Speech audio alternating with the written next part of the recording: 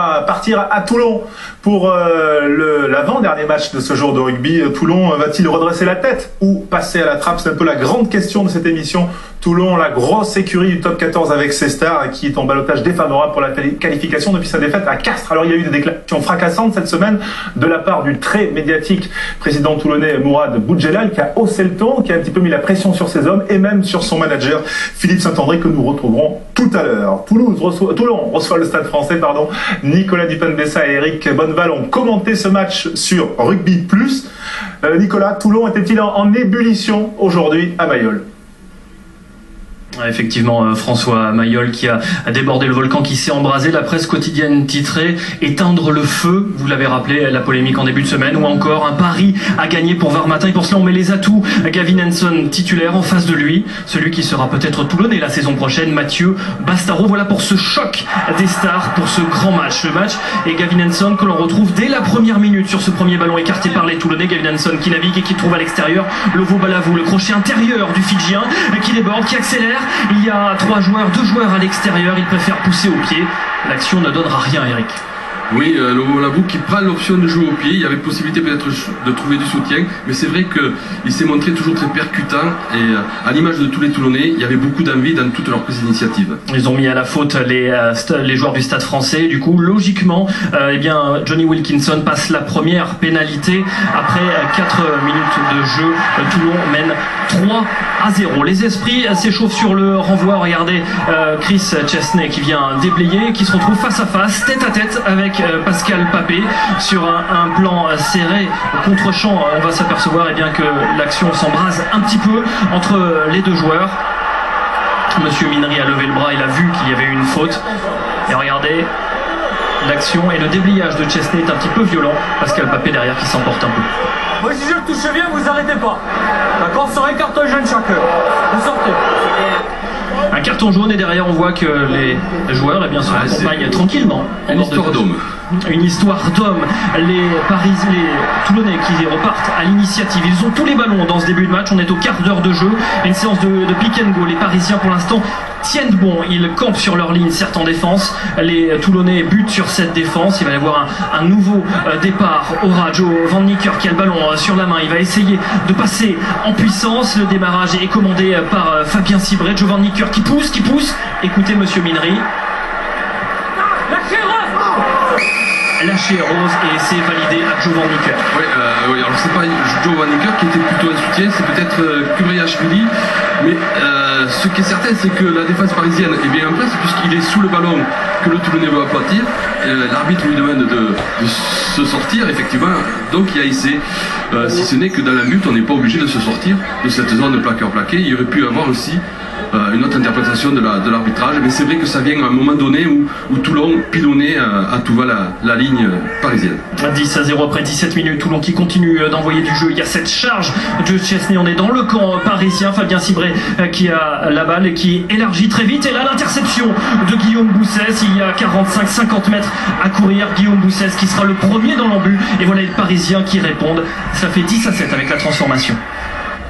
Oui, Cibret qui a porté un peu la balle en venant jouer ce petit côté et qui a permis à la défense très à plat des Parisiens d'être opportuniste avec Guillaume Boussès qui a su anticiper et puis après cette course 50 mètres marquer cet essai qui a donné un peu de courage aux Parisiens. De quoi agacer les entraîneurs toulonnais. On a vu Philippe Saint-André qui a regardé sa montre. Il n'y a que 20 minutes au compteur. Les Toulonnais qui mettent au supplice la mêlée parisienne. Michael Cheka désabusé. Sa première ligne, Weber, Slimani Serrault est en souffrance, et du coup derrière pénalité transformée par Johnny Wilkinson. La première ligne parisienne a souffert. Julien Dupuis ramène quand même ses troupes à 13-10. Les Parisiens sont toujours dans la course, mais Johnny Wilkinson passe une nouvelle pénalité. 16-10. On joue alors la 36e minute et ballon volé en touche par les Toulonnais. Premier point de fixation, le ballon qui tarde à sortir, c'est compliqué. Sébastien Bruno qui va croiser avec Gavin Henson, le centre gallois qui s'engage, qui voit un intervalle, Gavin Henson qui passe, et derrière il n'y a plus qu'un 2 contre 1 joué avec Christian Louamanou. Le tongien japonais marque l'essai pour les Toulonnais. Voilà le break juste avant la mi-temps, ça fait 23-10. Et oui, tout part d'une touche parisienne perdue et derrière, ce ballon qui au départ bégayait, Henson c'est le bonifié en repiquant dans l'axe, en traversant tout le monde et surtout en jouant parfaitement un 2 contre 1 d'école. Tranquillement, on va le voir, il cherche le soutien. Et trouve Louamanou tranquillement qui sprinte jusqu'à la but. Ça ne vient que concrétiser les temps forts toulonnais. On peut remercier le ciel du côté de Christian Louamanou. On a eu un coup de chaud du côté de Toulon, mais à la mi-temps, on mène 23-10 côté toulonnais. Derrière, on repart à l'initiative. Encore Gabriel Lovo-Balavou qui s'engage, qui trouve Fernandez Lobé. Et là, il y a un plaquage de Pascal Papé qui ne se dégage pas de la zone de plaquage. Et monsieur Minari qui sanctionne. La deuxième mi-temps commence, d'accord? Les fautes, c'est terminé. En aucun cas, vous lâchez. Attention, vous avez déjà les jaunes. Okay. Pédagogue, monsieur. Ouais, Pascal Papé qui est passé près de la catastrophe. Il défend bien dans un premier temps, il fait l'effort de repartir dans son camp.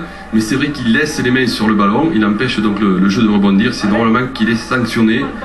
Mais il évite le carton rouge, c'est bien l'essentiel. Derrière, Johnny Wilkinson transforme 2 pénalités, 26-10 pour Toulon après 43 minutes de jeu. Vent dans le dos, les Parisiens vont tenter de relancer beaucoup de ballons. Le ballon qui arrive à l'extérieur, et bien sur Parissé, puis Camara, premier point de fixation. C'est une longue phase de jeu qui va durer près d'1 minute 30. On est parti des 22 mètres et on porte le ballon. C'est ce qu'avait demandé Didier Faugeron à la mi-temps. La charge de Pascal Papé, le relais d'Antoine Burban. C'est en avançant, les libérations sont rapides et les Parisiens mettent en danger les Toulonnais, Eric. Oui, des Parisiens qui ont tenté beaucoup de passes après contact, compliqué parfois, et c'est vrai que ça les a amenés à mettre sous pression un peu la défense toulonnaise, mais qui n'a jamais vraiment flanché, qui était toujours là. Voilà, on voit cette belle défense à 2 sur Papé. Elle se termine à 1 mètre de la ligne. Les Parisiens ne marquent pas d'essai, mais c'est passé tout près pour cette action de près de 80 mètres. Encore!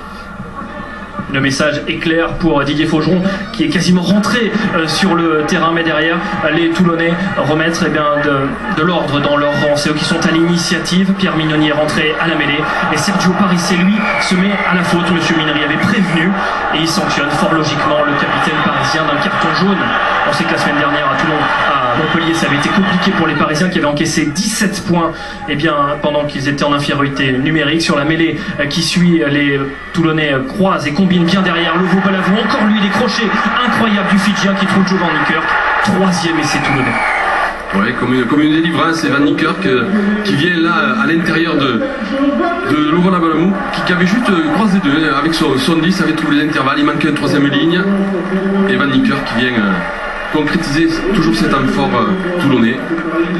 L'infériorité numérique sanctionnée cash par les Toulonnais qui continuent de mettre la pression sur les Parisiens et qui accélèrent tous les ballons dans le camp du Stade Français. Lovo-Balavou, encore lui qui s'engage, le coup de pied à suivre et là le rebond favorable à un joueur d'exception aujourd'hui, Gavin Henson. Tous les rebonds lui étaient favorables et 4e essai, celui du bonus. Oui, un essai qui au moment, encore Lovo-Balavou qui trouve l'intervalle, qui donne au pied et là c'est le rebond qui est favorable à Henson qui arrive à point nommé. Je crois que ça valide son examen de passage aujourd'hui à Mayol. On avait passé l'heure de jeu, 66e minute, 38-10. Gavin Henson est salué et plébiscité par Mayol tout entier. Les Papillettos qui volent. Toulon s'impose 38-10. Bonus offensif à la clé. Et qu'il fait du bien ce bonus offensif à l'image donc de Mayol en furie, en ébullition, on le disait avant. Alors Eric Bonneval, notre consultant, à une semaine de la Coupe d'Europe, est-ce que Toulon s'est rassuré un peu sur le plan du jeu? Ils se sont rassurés, ce qui est sûr, dans l'engagement, dans l'envie, dans la volonté d'avancer. On a vu une première mi-temps où individuellement ils essaient en permanence d'avancer, de bousculer l'adversaire. Ça, ils l'ont bien fait. Après, je pense que les coachs vont amener des réglages supplémentaires dans les choix qui sont faits au niveau du jeu. Mais c'est vrai que c'est une équipe qui a retrouvé certainement de l'allant. Et sans diminuer la performance des Toulonnais, François, on peut rappeler quand même ces statistiques éloquentes pour le Stade Français qui a commis aujourd'hui 15 pénalités, 14 en avant et 6 ballons perdus en touche. C'était trop pour espérer s'imposer aujourd'hui à Mayol. Merci messieurs, on reste toujours à Mayol pour écouter l'homme du match, le néo-toulonnais, le joker du RCT, l'international gallois, Gavin Henson. Yeah, I just need to prove it out on the field now. I know I got all the skills in training. I feel good. I look good in training. So I just need to keep on giving performances like that. Hope I can top that again next time. And your leg? Oh, perfect. Yeah, body's feeling great. So yeah, it's all come together nicely now. You hope to score every next match until the end? I hope so. Yeah, one game, one try. It's a good way forward. 100%. Thank you very much. Merci. Voilà Gavin Henson au micro de Loïc Lebras. On va rester à Mayol parce que Philippe Saint-André nous fait l'honneur d'être avec nous en direct et en duplex de Mayol et dans Jour de Rugby. Philippe Saint-André, le manager du RCT, du RC Toulon. Philippe, bonsoir. C'était une semaine un petit peu particulière à Toulon. Est-ce que c'était la plus grosse semaine, on va dire la plus forte pression pour vous en tant que manager, en tant que responsable du secteur sportif? Oui, bonsoir tout le monde, bonsoir François. D'abord, j'ai une grosse pensée pour toi et ta famille. Voilà, je voulais te le passer parce que ça c'est important. Après, c'est vrai que ça a été une semaine compliquée. On m'avait dit manager au RCT, tu pourras après être manager dans le monde entier. Je crois que voilà, c'est tous les jours, c'est un challenge exceptionnel, mais je crois qu'aujourd'hui, je suis content. Mes joueurs ont relevé la tête et le public était à 200% derrière nous et on est toujours en vie. Je sais que ça va être compliqué, mais on doit être 7e ce soir. On a une quart de finale d'Heineken Cup à faire pour la première fois dans l'histoire de ce club. Et donc on va rien lâcher, on va continuer à jouer, à être ambitieux, même si tout n'est pas fantastique. Mais aujourd'hui, on marque 4 essais, on se crée même 3 ou 4 autres occasions d'essais. Et on est toujours là, même si ce top 14 est d'un niveau très élevé. Philippe, est-ce que les sorties médiatiques de votre président, on sait qu'il est un homme de cœur, est-ce qu'elles sont perturbatrices pour l'équipe?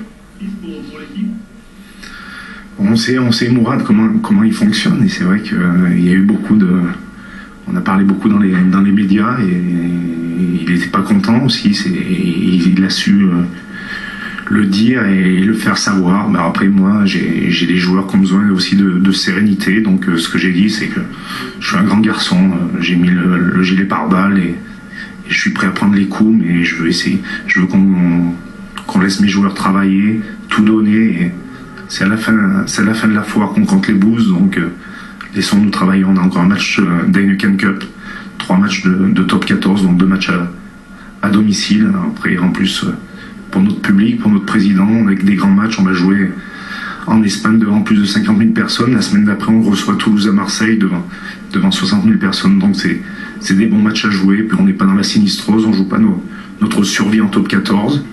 Et c'est vrai qu'après, bon, on paye les 2 défaites à domicile en début de saison. On les porte comme un gros fardeau depuis le début de saison. Et même si on a gagné 4 fois à l'extérieur, c'est compliqué, mais on va rien lâcher et on va essayer encore de s'améliorer, de tout donner pour le muguet et pour le rugby toulonnais. Philippe, juste votre oreillette est un petit peu, je ne sais pas si vous m'entendez toujours, mais dernière petite question avec le calendrier, parce que vous parlez de la Coupe d'Europe, mais on voit que le calendrier n'est pas évident. Vous pensez que tout se jouera à Montpellier lors de la dernière journée? Si se joue tout à Montpellier, ça sera bien, ça voudra dire qu'on aura gagné Toulouse à domicile et Perpignan à domicile. Je crois que on a toujours notre destin entre notre mains.